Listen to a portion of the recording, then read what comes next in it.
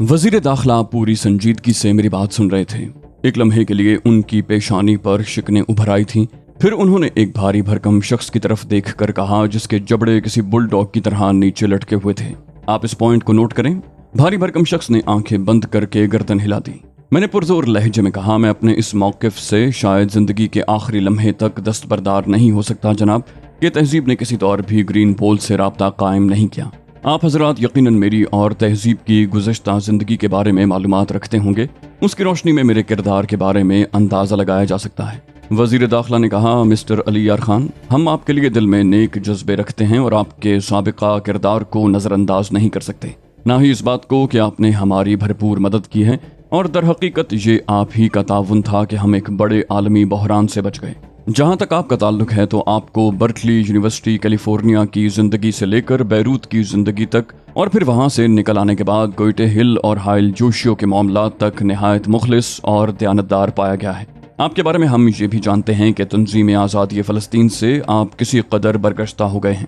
मैंने कहा, जब आपको यहाँ तक मालूम हो चुका है मिस्टर होम मिनिस्टर, तो शायद आप ये भी जानते होंगे कि तंजीम से मेरी बरगश्तगी की बुनियाद क्या है। वो बोले, नहीं, ये हकीकत है कि हम इसकी तफसील से लाइल्म हैं। मैंने कहा, काश आपको ये मालूम हो जाता तो मुझे अपने बारे में वजाहत करने में बड़ी आसानी हो जाती। आइंशलायर ने कहा, आप ये तफसील खुद भी हमें बता सकते हैं। मैंने कहा, खुद मैं अपने बारे में अब जो कुछ भी बताऊंगा आपके लिए वो उतना ज़्यादा अहम नहीं होगा जितना खुद अपने ज़राए से हासिल शुदा मालूमात हो सकती हैं।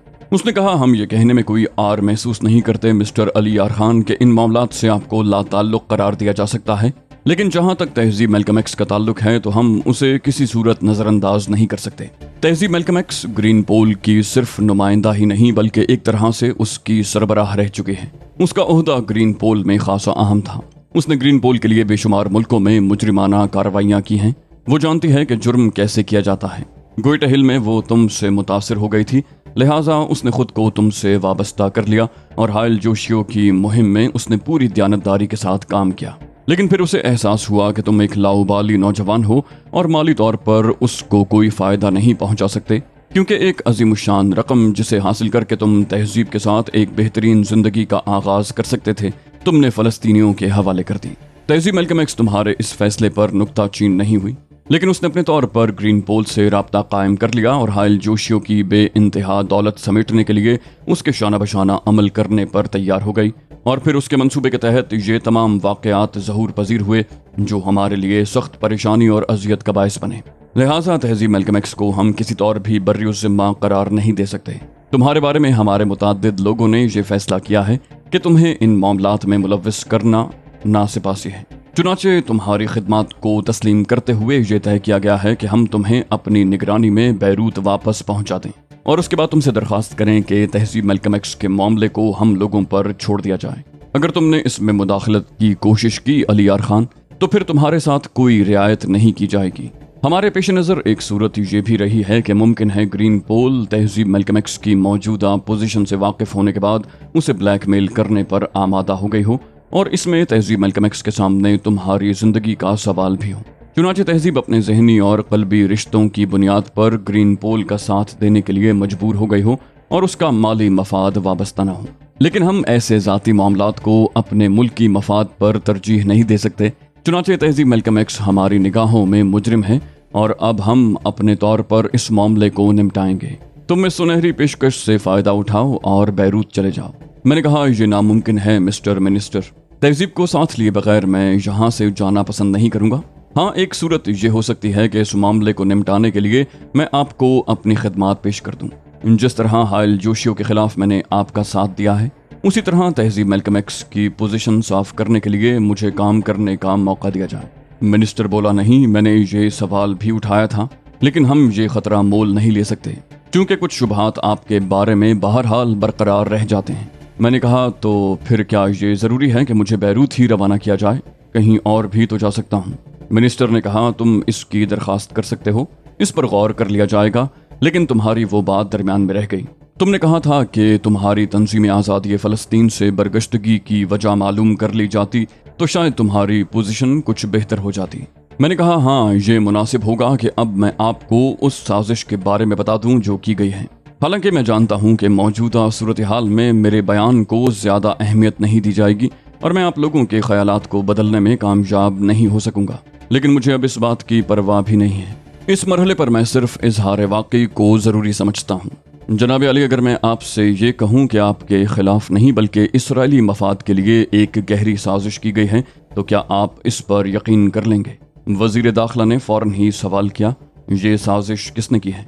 मैंने कहा, हम इसमें अमरीकी हुकूमत को मुलव्विस करार दे सकते हैं, और अगर इससे चश्मपोशी की जाए तो कम से कम CIA के उस नुमाइंदे को मैं ज़रूर मुजरिम करार दूंगा जिसका नाम ऑलिव हावर्ड है। अमरीकी यहूदियों का परवरदा ये शख्स कैलिफोर्निया से गोइटे हिल तक और वहाँ से हाइल जोशियो के जजायर तक और उससे पहले न जाने कहाँ कहाँ मेरा हरीफ रहा है, सिर्फ इस बुनियाद पर कि मैंने अमेरिका में एब्रन हॉल के इज्तिमा में यहूदियों का कच्चा चिट्ठा खोल कर रख दिया था। बहरहाल वो एक गैर मुतल्लिक बात है, मगर इस बात को किसी कीमत पर नज़रअंदाज नहीं किया जा सकता कि डंबर नामी जहाज पर, जिसे आपकी आबदोजों ने तबाह किया, एक मीटिंग हुई थी जिसमें हाइल जोशियो से आबदोज के बारे में सौदे की तकमील की गई। मैं उस मीटिंग में एक इसराइली एजेंट की हैसियत से शरीक था और वहाँ मैंने ऑलिव हावर्ड को भी देखा। वो वहाँ यहूदी मफादात की निगरानी कर रहा था। मैं इसे अमरीकी साजिश इसलिए करार देता हूँ कि जो आबदोज समंदर में गर्क करने के लिए भेजी गई थी, उसके हुसूल के लिए इसराइली अपनी तमाम कुव्वत सर्फ किए हुए थे। अमरीकी हुकाम ने उनकी मदद करने के लिए या फिर अमरीकी यहूदियों ने उस आबदोज को इसराइल तक पहुंचाने के लिए ऑलिव हावर्ड का इंतखाब किया था, और हाइल जोशियो को इसके लिए मजबूर कर दिया गया कि आबदोज इसराइल के हवाले कर दी जाए। इस तरह हुकूमत अमरीका इसराइल को कीमियावी हथियारों की फराहमी और उनकी तैयारी के लिए बराह रास्त इमदाद न देते हुए भी उसे ये इमदाद फराहम करना चाहती थी। अगर ये बात मंजर-ए-आम पर आ जाती तो ये कहकर दामन बचाया जा सकता था कि ये इसराइल और हाइल जोशियो के दरमियान एक ज़ाती मामला था। जब वो लोग इस कोशिश में नाकाम हो गए तो मेरे और तहजीब मैल्कम एक्स के खिलाफ इंतकामी कार्रवाई की गई। ऑलिव हावर्ड ने यह कार्रवाई ग्रीन पोल की मदद से की, क्योंकि तहजीब मैल्कम एक्स ग्रीन पोल की अताबज़दा थी। हावर्ड बराह रास्त भी इस कार्रवाई में हिस्सा ले सकता था, लेकिन इस तरह उसकी और हुकूमत अमरीका की पोजीशन मशकूक हो जाती और उनसे ये सवाल किया जा सकता था कि वो हमारे खिलाफ क्यों सरगर्म अमल हैं। मिस्टर होम मिनिस्टर, मैं आपसे साफ अल्फाज में ये बात कह देना चाहता हूँ कि या तो तहजीब मैल्कम एक्स वाज़े तौर पर मुजरिम साबित हो जाए, और जैसा कि मैंने आपसे अर्ज किया था कि मैं इस सूरत में सजा के तौर पर उसकी गर्दन काट कर आपके सामने पेश कर दूंगा, या फिर मैं अपनी कोशिशों से उसे बेगुनाह साबित कर दूंगा और उसकी पोजीशन आपकी निगाहों में साफ करने के बाद उसे यहाँ से बाइज्जत तरीके से लेकर चला जाऊंगा। इससे कबल मेरी यहाँ से वापसी मुमकिन नहीं। एक दूसरे शख्स ने आहिस्ता से मेज बजाई और मुस्तरिबाना अंदाज में बोला, अली यार खान ने अमरीकी हुकूमत पर जो इल्ज़ाम लगाया है वो नाकाबिल बर्दाश्त है। हम इस इल्ज़ाम को किसी तौर तस्लीम नहीं कर सकते। जाहिर है मिस्टर अली यार खान को अपने दिफा के लिए कोई न कोई कहानी तो घड़ना ही थी। रहा तहजीब मैल्कम एक्स का मामला तो उसे किसी सूरत भी माफ़ नहीं किया जा सकता, क्योंकि इस तमाम फितने का सबब वही है। मौजूदा सूरत हाल में हम ये भी ज़रूरी नहीं समझते कि अपने अंदरूनी मामलात में किसी बैरूनी शख्स की इमदाद हासिल करें। जो काम मिस्टर अली यार खान करना चाहते हैं वो हम अपने तौर पर भी कर सकते हैं। इनको इस बात की इजाज़त कभी नहीं दी जा सकती कि वो यहाँ आज़ादाना तौर पर कोई कार्रवाई करें। इस तरह अमन आमा की फ़ज़ा ख़राब हो सकती है। मैंने कहा, मोहतरम, क्या मैं आपको वो वक्त याद दिलाऊं जब आप ही के इदारे की एक रुकन मिस तारीना हार्डो ने मुझसे हाइल जोशियो के खिलाफ इमदाद तलब की थी और जिसके नतीजे में आज मैं यहाँ तक पहुँचा हूँ। ये तो खुली खुद गर्जी है कि अपनी मजबूरियों के तहत तो आप मुझसे ताउन की दरख्वास्त कर सकते हैं, लेकिन एक मुश्तरका मफाद के मामले में मेरी ताउन की पेशकश को कोई अहमियत नहीं देते, बल्कि इसे अपना अंदरूनी मामला करार देकर अपनी शान के खिलाफ समझते हैं। बाहर तौर में आप पर यह वाजे कर देना चाहता हूँ कि अगर आपने मुझे यहाँ से निकाल भी दिया तो मैं ज़्यादा अरसे तक आपसे दूर नहीं रह सकूँगा। मैं वापस आऊँगा और तहजीब के सिलसिले में अपनी जिम्मेदारी पूरी करूँगा, और ये भी जहन नशीन कर लीजिए आपके अगर उसे कोई नुकसान पहुँच गया तो बेहतरीन जज्बात जो अब तक आपके लिए मेरे दिल में मौजूद हैं फना हो जाएंगे और मैं आपसे इंतकाम लेने पर उतर आऊँगा। वो शख्स जिसने एतराज़ किया था और जिसके ओहदे और पोजीशन के बारे में मुझे मालूम नहीं था, लेकिन जिसकी आवाज़ पर होम मिनिस्टर खामोश हो गए थे, तिल मिलाकर अपनी जगह पर खड़ा हो गया। बोला, तब ये मामला मुझे अपने हाथ में लेना होगा। आप तमाम हजरात ने ये बात सुन ली है कि अली यार खान तहजीब के लिए हमसे इंतकाम लेने की बात करता है। हम इस शख्स को, इस गैर मुल्की शख्स को अपने वतन में किसी मुजरिमाना कार्रवाई की इजाज़त नहीं दे सकते। इसके बयान की बुनियाद पर मैं इसे अपनी हिरासत में लेता हूँ। वजीर दाखिला ने कहा, मेरा ख्याल है अली यार खान को सोचने के लिए कुछ मुनासिब वक्त दिया जाए। ہم صرف اس صورت میں ان سے تعاون کر سکتے ہیں کہ یہ اپنی مرضی سے بیروت روانہ ہونے کے لیے تیار ہو جائیں۔ اگر یہ اس پر آمادہ ہو جاتے ہیں تو ٹھیک ہے، ورنہ ہم انہیں آہنی سلاخوں کے پیچھے پہنچا دیں گے۔ وہ شخص بولا، میں معذرت خواہ ہوں مسٹر آئنشلائر، آپ انہیں یہ مہلت ضرور دیجیے، لیکن اس دوران یہ میری تحویل میں رہیں گے اور ان کو سخت نگرانی میں رکھا جائے گا۔ وزیر داخلہ نے کہا، میں اس میں کچھ رعایت چاہتا ہوں۔ وہ شخص بولا، افسوس، اب رعایت کی کوئی گنجائش نہیں۔ بعد میں مجھے علم ہوا کہ وہ وزیر دفاع تھا۔ مسٹر آئنشلائر خاموش ہو گئے، لیکن ان کے چہرے پر میں نے ناگواری کے اثرات محسوس کیے۔ یہ اس بات کی علامت تھی کہ وہ مجھ سے متاثر تھے، جبکہ وزیر دفاع امریکہ نواز معلوم ہوتا تھا اور یقیناً میرے لیے خطرات کا باعث تھا۔ میرے بارے میں فیصلہ ہو گیا اور اب اس فیصلے میں کسی قسم کی ترمیم کی گنجائش نہیں تھی۔ چنانچہ مسلح افراد کو طلب کر لیا گیا جنہوں نے مجھے اپنی تحویل میں لے لیا، اور اس طرح میں اس میٹنگ ہال سے نکل آیا۔ عمارت بہت وسیع تھی جس میں یہ میٹنگ منعقد کی گئی تھی۔ تھوڑی دیر کے بعد مجھے ایک کمرے میں پہنچا دیا گیا اور دروازہ باہر سے بند کر دیا گیا۔ یہ چھوٹا سا آرام دہ کمرہ تھا۔ میں کاؤچ پر بیٹھ کر اپنے اس اقدام کے بارے میں سوچنے لگا۔ دل اندر سے گواہی دے رہا تھا کہ مصلحتاً بھی ان کی یہ پیشکش قبول نہیں کی جا سکتی۔ میں نے جو کچھ کیا تھا صحیح کیا تھا۔ 15 منٹ سے زیادہ نہیں گزرے تھے کہ مجھے اس کمرے سے بھی نکال لیا گیا۔ وہ لوگ مجھے اپنی تحویل میں لے کر عمارت کے کمپاؤنڈ میں کھڑی ہوئی ایک بند گاڑی کی طرف چل پڑے۔ مجھے کہیں اور منتقل کیا جا رہا تھا۔ میں خاموشی سے ان کے احکامات کی تعمیل کر رہا تھا۔ فی الحال میرا ارادہ کوئی قدم اٹھانے کا نہیں تھا اور یہ مناسب وقت بھی نہیں تھا۔ پھر فوری طور پر مجھے اپنے بارے میں کسی قسم کی کوئی فکر بھی نہیں تھی۔ ذہن میں یہ احساس ضرور تھا کہ ان لوگوں نے میرے احسان کے بدلے میں میرے ساتھ جو سلوک کیا تھا اس کے بعد یہ بھی کسی بہتر سلوک کے مستحق نہیں تھے۔ بند گاڑی سٹارٹ ہو کر چل پڑی اور کمپاؤنڈ سے باہر نکل آئی۔ چاروں مسلح افراد پچھلے حصے میں میرے پاس بیٹھے ہوئے تھے۔ اگلی سیٹ پر صرف ڈرائیور تھا۔ میرے اندازے کے مطابق گاڑی نے تقریباً 1 فرلانگ کا فاصلہ طے کیا تھا کہ دفتن ایک دھماکہ ہوا اور گاڑی کا پچھلا حصہ زمین کی طرف جھک گیا۔ ٹائر برسٹ ہو گیا تھا۔ اندر بیٹھے ہوئے چاروں افراد چونک پڑے۔ ڈرائیور نے گاڑی کو سڑک پر ایک سائیڈ میں روک دیا۔ پیچھے بیٹھے ہوئے لوگ ڈرائیور سے اس صورتحال کے بارے میں معلوم کرنے لگے۔ اس نے جواب دیا کہ پچھلا ٹائر پھٹ گیا ہے۔ پیچھے بیٹھے ہوئے لوگوں میں سے ایک نے کہا بے وقوفی، اور عقبی دروازہ کھول کر نیچے اتر گیا۔ باقی 3 افراد اندر ہی بیٹھے رہے تھے۔ دفتن 2 دھماکے مزید سنائی دیے اور 2 چیخیں ابھریں۔ اندر بیٹھے ہوئے لوگ جو مجھ پر نگاہ جمائے ہوئے تھے بے اختیار ہو کر پچھلے دروازے سے باہر کود گئے، لیکن ان کے نیچے کودتے ہی 2 فائر ہوئے اور ان کی دل خراش چیخیں فضا میں لہرا گئیں۔ چوتھا آدمی جو ان کے ساتھ ہی باہر کود رہا تھا بدحواسی کے عالم میں واپس پلٹا، لیکن اب میرا خاموش تماشائی بنے رہنا بھی مناسب نہیں تھا۔ چنانچہ میری زوردار لات اس کے منہ پر پڑی اور وہ پلٹ کر نیچے جا گرا۔ میں نے فوراً ہی وین سے باہر نکلنے کی کوشش نہیں کی تھی۔ ڈرائیور اپنی جگہ ساکت اور جامد تھا۔ اس نے دونوں ہاتھ اوپر اٹھا لیے تھے۔ اس صورتحال سے وہ بری طرح بوکھلا گیا تھا۔ اچانک یہ گاڑی اس بند وین کے عقبی دروازے کے قریب آ کر رک گئی۔ پھر اس میں سے 3 نقاب پوش نیچے اترے۔ ان کے چہرے سرخ نقابوں میں پوشیدہ تھے۔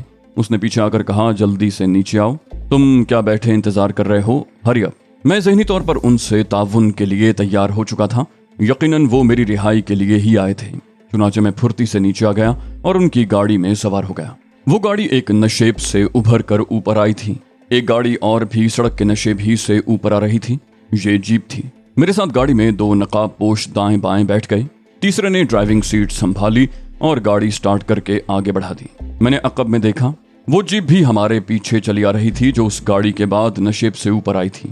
اس میں بیٹھے ہوئے لوگوں کے بارے میں مجھے کوئی اندازہ نہیں تھا۔ تقریباً 3-4 میل چلنے کے بعد دونوں گاڑیاں ایک عمارت کے قریب رک گئیں۔ مجھے نیچے اتارا گیا۔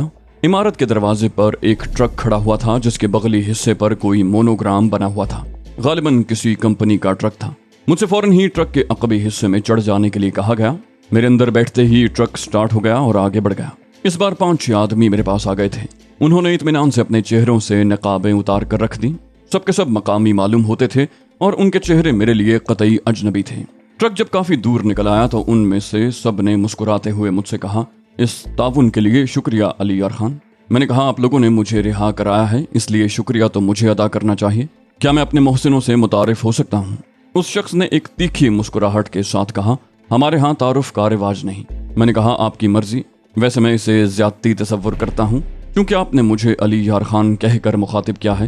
اس کا مطلب ہے کہ آپ تو مجھے جانتے ہیں، لیکن میں آپ میں سے کسی کو بھی نہیں جانتا۔ उस शख्स ने कहा, बाज़ औक़ात न जानना बड़े फ़वाइद का हामिल होता है मिस्टर अली यार खान। ये कहकर वो खामोश हो गया। मेरे जहन में अब उनके बारे में मुतज़ाद ख़यालात आने लगे थे। कौन हो सकते हैं ये? एक ही बार बार जहन में गर्दिश कर रहा था, ग्रीन पोल। ये उसी तंजीम के मेंबर हो सकते थे। मुझे हुकूमत की तहवील से छुड़ाकर भी उन्होंने मेरे खिलाफ साजिश ही की थी। इस तरह मुझे भी अपनी तहवील में ले लिया था और मकामी हुकूमत को भी मुझसे मजीद बदज़न कर दिया था। उस वक्त मुझे हैरत हुई जब ट्रक एक लंबा चक्कर काटने के बाद वापस शहर में दाखिल हो गया। अब मैं भरे पूरे बाजार और पुररौनक सड़कें देख सकता था। उन लोगों ने भी शायद ये अंदाजा कर लिया था कि मैं उनसे किसी किस्म का तारुस करने का इरादा नहीं रखता, इसलिए वो मेरी तरफ से बहुत ज्यादा मोहतात नहीं थे। कई दफ़ा मुझे इस किस्म के मौक़े मैसर आए थे जिनसे मैं फ़ायदा उठाकर फ़रार की कोशिश कर सकता था, लेकिन मैंने ऐसा नहीं किया था।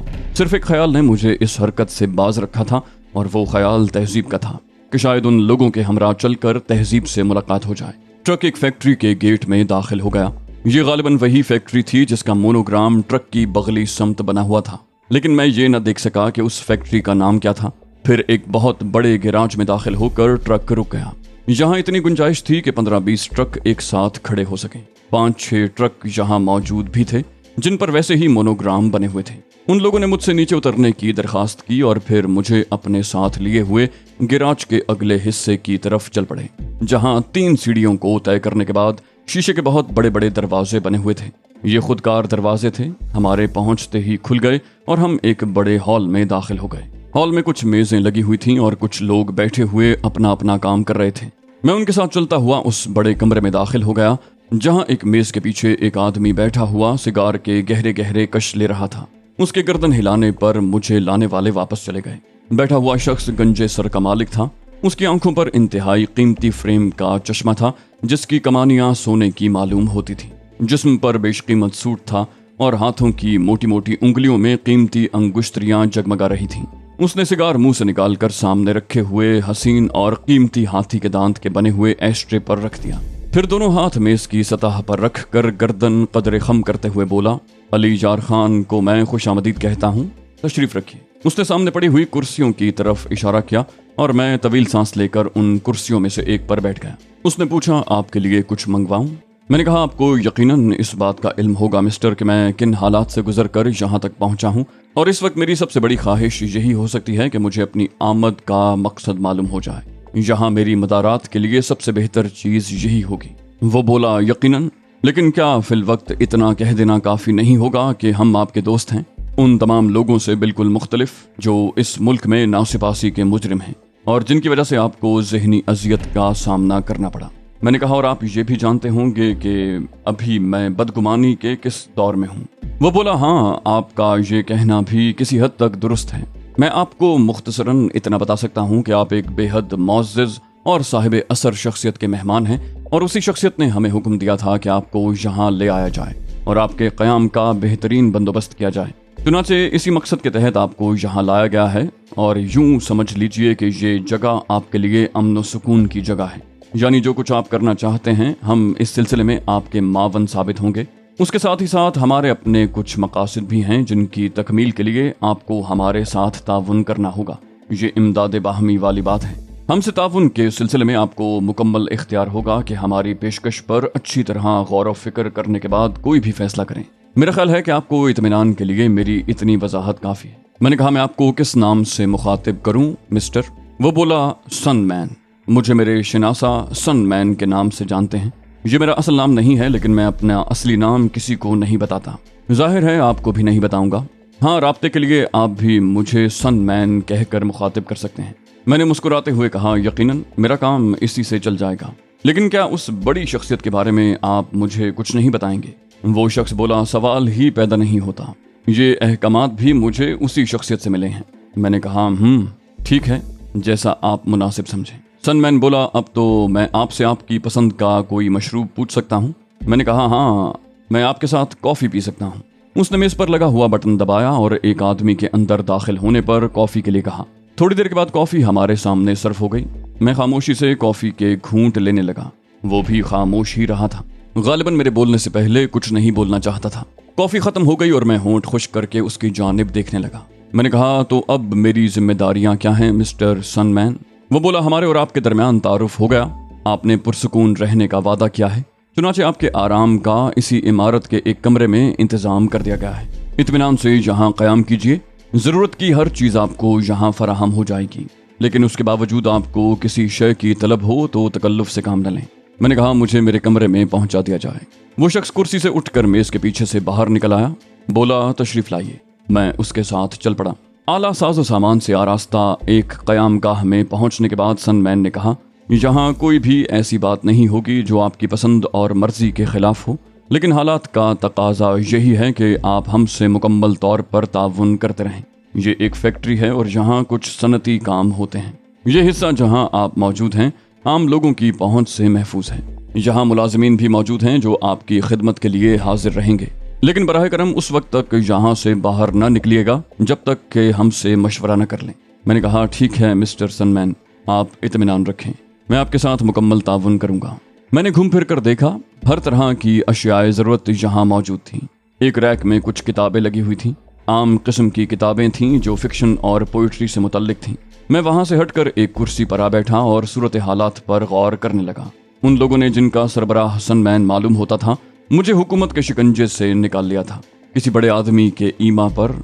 और ये बड़ा आदमी कौन था और मेरी जानिब क्यों मुतवज्जे था, इसका मुझे कुछ इल्म नहीं था।